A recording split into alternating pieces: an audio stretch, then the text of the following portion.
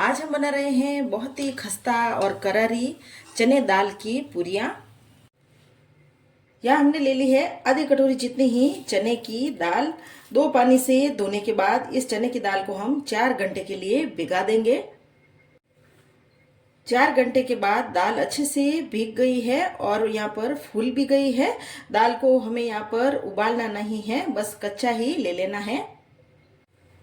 दाल को तो हमने एक तरफ रख लिया है। या हमने ले लिया है छोटा वाला मिक्सर जार। इसमें हम डालेंगे 1 छोटा चम्मच जितनी ही सौंफ और 1 छोटा चम्मच जितना ही हम इसमें डाल देंगे साबुत जीरा। और इसके साथ ही यहाँ हम डालेंगे 4 लहसुन की कली। अगर आप इसमें लहसुन खाना नहीं पसंद करते हो तो लहसुन को आप स्किप भी कर सकते हो। इसके साथ ही यहाँ हम डाल रहे हैं 1 लाल मिर्च और इसके साथ ही यहाँ हम डालेंगे अदरक। यहाँ मैंने आधे इंच अदरक के टुकड़े कर लिए हैं। ढक्कन लगाकर इन मसालों को हम दरदरा पीस लेते हैं। मसालों को हमने यहाँ पर ऐसा दरदरा पीस लिया है। मसालों को हमने यहाँ पर एक बाउल में निकाल दिया है। इस तरह से मसाले हम दरदरा पीस के लेंगे तो पूरियों में बहुत अच्छा यहाँ पर टेस्ट आएगा। अब हम इसी मिक्सर जार में डालेंगे चने की दाल को। 3 से 4 छोटा चम्मच जितना ही इसमें हम पानी डाल देंगे और चने की दाल को भी हम यहाँ पर एकदम बारीक पीस लेते हैं। चने की दाल को भी हमने यहाँ पर पीस लिया है। मुझे इसमें पानी की ज़रूरत और लगी थी तो 4 छोटा चम्मच जितना ही पानी इसमें मैंने और डाला था और एकदम से ऐसा हमें बारीक ही दाल को पीसना है। अब हम पीसी हुई दाल को भी इस बाउल में निकाल देते हैं। अब इसमें हम डालेंगे 4 छोटा चम्मच जितना ही सूजी। सूजी डालने से ये पूड़ियाँ बहुत ही ज़्यादा यहाँ पर खस्ता बनेगी। आप चाहे तो सूजी के बिना भी इन पूड़ियों को बना सकते हो। और सूजी को भी हमने यहाँ पर मिक्स कर लिया है। यहाँ पर ये चने की दाल है तो गैस करेगी तो 2/4 चम्मच जितना ही हम इसमें डाल दिया है हींग और साथ ही इसके हम डाल रहे हैं आधा चम्मच जितना ही अजवाइन। अजवाइन डालने से भी इन पूड़ियों में अच्छा टेस्ट आएगा। और इसके साथ ही हम यहाँ पर डाल रहे हैं 2/4 चम्मच जितनी हल्दी का पाउडर। हल्दी का पाउडर डालने से भी पूड़ियों में अच्छा कलर आएगा। और 1 चम्मच जितना ही हम यहाँ पर डाल रहे हैं पिसा हुआ धनिया पाउडर और आधा चम्मच ही इसमें हम डालेंगे नमक। नमक आप अपने स्वाद के अनुसार डालें और इन सारे मसालों को हम यहाँ पर मिक्स कर लेते हैं।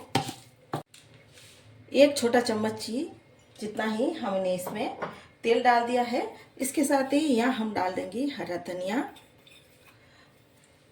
हरा धनिया डालने के बाद इस सारे मिक्सर को हम हाथ से यहाँ पर मिक्स करेंगे। अगर ये पूरी बनाने की रेसिपी आपको पसंद आ रही है तो मेरे चैनल को आप ज़रूर से सब्सक्राइब करें और हमें सपोर्ट करें। सारे मिक्सर को हमें यहाँ पर अच्छे से मिक्स कर लेना है। इसके साथ ही यहाँ मैंने ले लिया है 1 कटोरी भरकर गेहूं का आटा। ज़रूरत के हिसाब से हम थोड़ा थोड़ा करके ही इसमें आटा डालेंगे। अभी इस मिक्सर में हमें पानी बिल्कुल भी नहीं डालना है और जितने आटे की ज़रूरत होगी उतने ही आटा हमें डालकर इस मिक्सर को, इस आटे को हमें यहाँ पर लगाना है।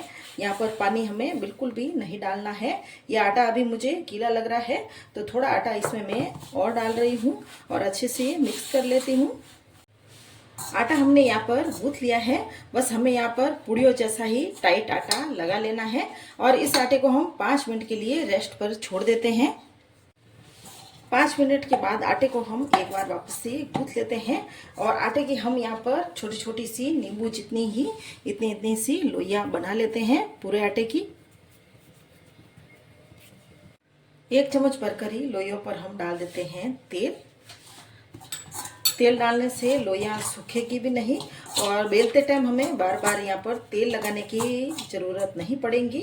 ये लोइयाँ अपने पसंद के हिसाब से आप छोटी बड़ी भी यहाँ पर कर सकते हो। यह हमने चकला बेलन ले लिया है और इसके साथ ही एक लोई ले ली है और लोई को हम यहाँ पर बेल लेते हैं। ज़्यादा मोटी नहीं बेलेंगे, बस मीडियम साइज जितनी ही पूड़ी को हम बेलेंगे। सारी पूरियाँ हमने बेल ली है। अब इनको फ्राई कर लेते हैं। तेल यहाँ पे गरम हो गया है। तेल को बहुत ज़्यादा गरम नहीं करना है, बस मीडियम ही तेल को यहाँ पर हमें गरम करना है। और पूड़ी ऐसे तलकर ऊपर आ गई है तो कलछी से हम एक तरफ से पूड़ी को दबाएंगे जिससे कि पूड़ी अच्छे से फूल जाए। बस इस तरह से हमें दबाना है, तभी ये पूड़ी फूलेगी। और पूड़ी को हम वापस से पलट लेते हैं और हल्के आंच से वापस से हम दबा लेते हैं। और गैस को हमें यहाँ पर मीडियम आंच में ही रखना है। बस इसी तरह से 3-4 बार हम पूड़ी को अलट पलट करेंगे और अच्छे से फ्राई करेंगे।